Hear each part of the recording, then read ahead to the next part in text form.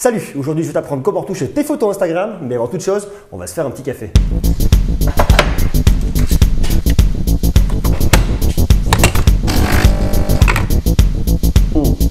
Très bon. Aujourd'hui, on va parler d'Instagram. Je sais pas si tu es sur Instagram, mais pour moi, c'est devenu mon réseau social préféré. Loin devant Snapchat. Snapchat, j'aime bien, mais le côté temporaire, c'est moins mon truc. Je trouve que Facebook, ça vieillit, que ça devient moins sympa et que vraiment Instagram a pris de l'avance. Alors, on sait qu'Instagram appartient à Facebook, mais que vraiment la communication par l'image au travers d'Instagram, c'est vraiment génial. J'adore ça. Et aujourd'hui, je vais te filer les meilleures astuces pour apprendre réellement à éditer et à faire des plus belles photos sur Instagram. C'est hyper simple. Il suffit d'être bien outillé, d'avoir un peu de méthode et tu vas voir, dès que tu as compris comment ça marche, c'est extrêmement facile.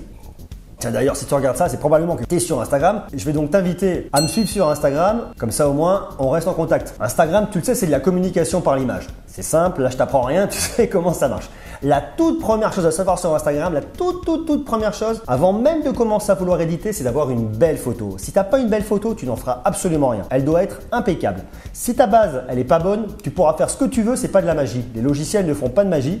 Tu auras une photo pourrie et tu feras des bricoles dessus, ça n'ira pas. Donc, on va voir déjà comment faire une bonne photo et ensuite, je vais te montrer comment l'éditer et tu verras, franchement, c'est hyper simple. On va commencer avec ce qu'on a. Regarde là, tu vois, j'ai mon mug Barcelona qui est un vieux souvenir et justement, et on va en profiter justement, on va la prendre en photo et on va bosser là-dessus et je vais te montrer comment éditer ce mug et faire une photo qui déchire sa race à partir de ce mug. T'es prêt? Allez, on y va!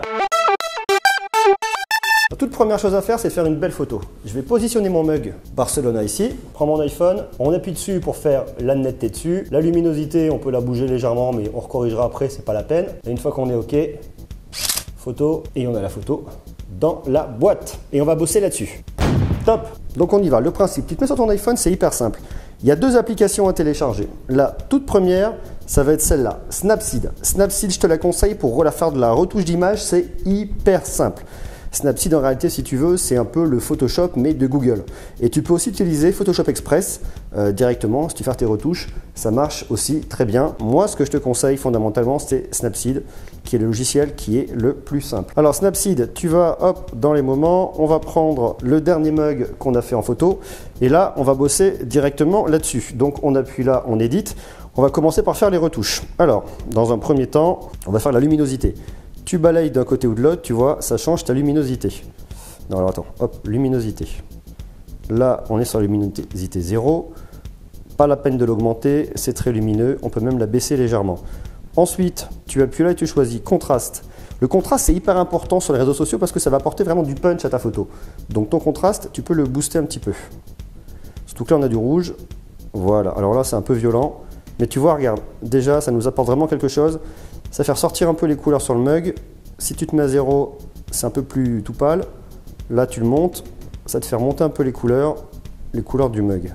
Bon, c'est un peu violent, mais ça marche. Ensuite, on continue la saturation. Pareil, pour apporter de la sat et coloriser un petit peu l'histoire. Ça marche. Faut pas y aller trop fort sur la sat, hein, sinon c'est rapidement trop violent. L'ambiance, ça fonctionne aussi pour monter un peu les rouges. Tu vois, derrière, l'arrière-plan. Il est un peu craquelé en plus mon club. Tu vois, tu as un côté un peu brillant. Ça marche très bien. Si tu veux éclaircir tes tons clairs, bon là, il n'y a pas grand ton clair, donc c'est vraiment juste le blanc de l'arrière-plan. Mais nous, on ne veut pas y toucher, ça ne nous intéresse pas. Les ombres, c'est intéressant, ça peut effectivement apporter aussi quelque chose à ton image. Moi, je les enlève un petit peu pour noircir mon mug. Ça marche très bien. Et apporter de la chaleur, tu vas mettre un petit peu un côté un peu plus soit bleu, tu l'enlèves, soit tu tires un peu sur le jaune, légèrement pour apporter de la chaleur. Donc ça, tu vois, c'est quelques réglages qui sont hyper simples que tu peux faire dès le départ. Ensuite, dans les détails, moi ce que je te conseille de regarder, ça va être la structure, ça va être tout ce qui va être un petit peu, comment te dire, tu vas voir rapidement le point de détail. Si je l'enlève, ça me lisse mon cuir qui est tout granuleux et si je le monte, ça me fait sortir toutes les craquelures. Donc si par exemple tu travailles sur des choses un peu culinaires, tu veux faire ressortir un petit peu les détails de ta viande, des choses comme ça, tu peux. Moi par contre, j'ai aucun intérêt, ça va montrer que mon canapé est abîmé, donc je baisse ma structure, ça me lisse. De toute façon, c'est un mug, ça me le lisse. Alors pas trop violent non plus. Et pareil après pour la netteté, j'ai pas besoin que ce soit trop net, j'ai besoin de quelque chose d'un petit peu plus smooth. Tu vois? Merde, structure, hop. Si tu vas vers le haut et vers le bas, tu choisis dans ton menu. Donc droite-gauche, tu modifies les paramètres. Au bas, tu choisis le menu. La netteté, je n'ai pas besoin de la monter. Moi, personnellement, ça va très bien comme ça. Et je valide ici.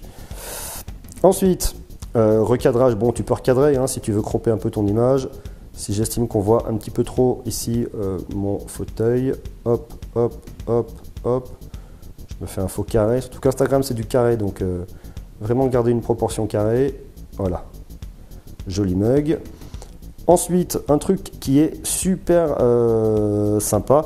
Bon, la balance des blancs, hein, si tu veux moduler aussi un peu tes blancs, ta température, ta coloration, les choses comme ça, tu peux complètement moduler. Moi, ce que je te conseille de regarder après, ça va être la transformation. Tu peux rajouter de la perspective verticale. Donc là, il est un peu plus vers le haut. Perspective comme si tu le prenais d'un peu plus bas ou d'un peu plus haut. En fonction de ce que tu veux faire, de ce que tu veux donner à ton image, ça peut être pas mal. Bon, personnellement, sur cette image, je l'ai prise de face, ça me va bien. Tu as la perspective aussi horizontale qui marche. Tu le veux un peu plus à droite ou un petit peu plus à gauche. Ça corrige super bien, c'est très doux et ça marche vraiment bien. Personnellement, là-dessus, je ne vais pas en mettre. Ce qui est bien, c'est la courbe, c'est tout nouveau. Tu vas modifier un peu tes blancs et tes noirs. Hop. Alors, est-ce que tu veux venir avec moi? Voilà. Tu peux modifier ta courbe légèrement vers le haut et là légèrement vers le bas. Ça te fait un résultat qui généralement marche pas trop mal. Ne sois pas trop violent sur la courbe, hein, tu vas voir, sinon c'est tout de suite dégueulasse.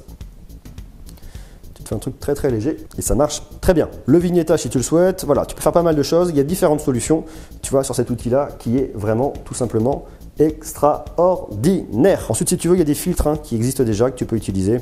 Pourquoi pas, ça marche plutôt bien. Une fois que tu as fini, tu sors ton image, tu enregistres, tu exportes, tu vois ton image, ça c'est l'image modifiée et tu as l'image de base. C'est vraiment pas la même chose. C'est beaucoup plus fade, les couleurs ressortent moins, tandis que sur celle que j'ai modifiée, tu vois que c'est tout de suite beaucoup plus punchy.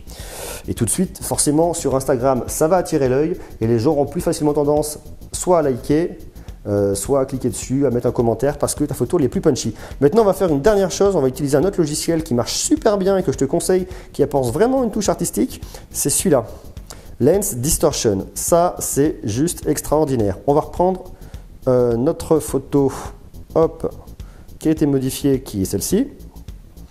Et là, tu vas pouvoir ajouter des effets. Alors, tu choisis un effet de lumière, on va dire par exemple celui-là, et là, ça te rajoute une lumière, tu vois. Alors, la mets pas là, c'est too much.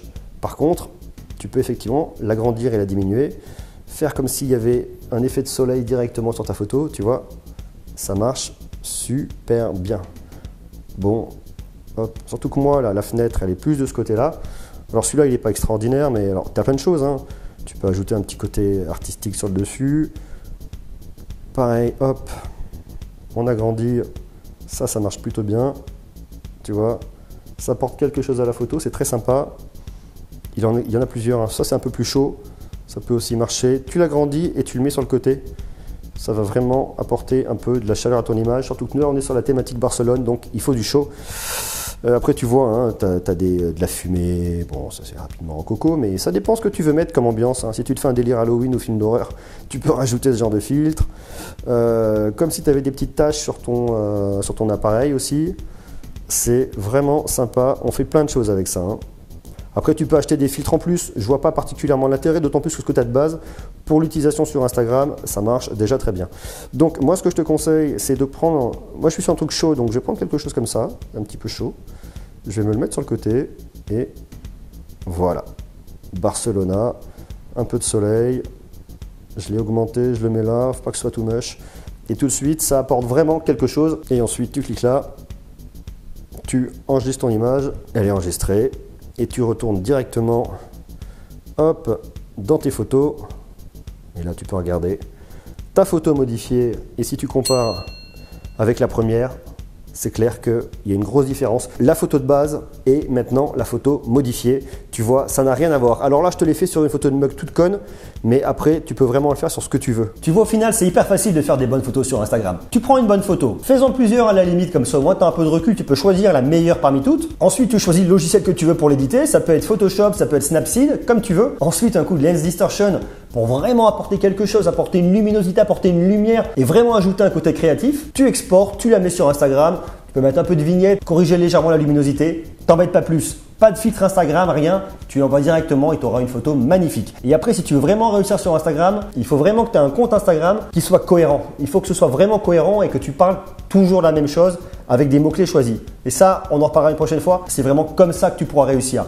Parce que tu as beau poster les plus belles photos du monde, s'il n'y a personne pour les voir, ça ne marchera pas. Donc voilà, j'espère que cette vidéo t'a plu. En tout cas, si elle t'a plu, ce que tu fais, c'est que tu mets un joli pouce vers le haut. Dis-moi à toi, ton compte Instagram, comment tu l'utilises, ce que tu fais avec. Mets-moi l'adresse de ton compte Instagram en commentaire. J'irai voir les images, j'irai voir un petit peu à quoi ça ressemble. Ça me permettra un petit peu de découvrir ton univers. Et sait-on jamais, je pourrais peut-être même m'abonner. Sait-on jamais. Abonne-toi, toi de ton côté, à ma chaîne YouTube. Mets-moi un commentaire, rejoins-moi. Et surtout, un grand merci pour avoir regardé cette vidéo. Et allez, à la tienne. Cheers!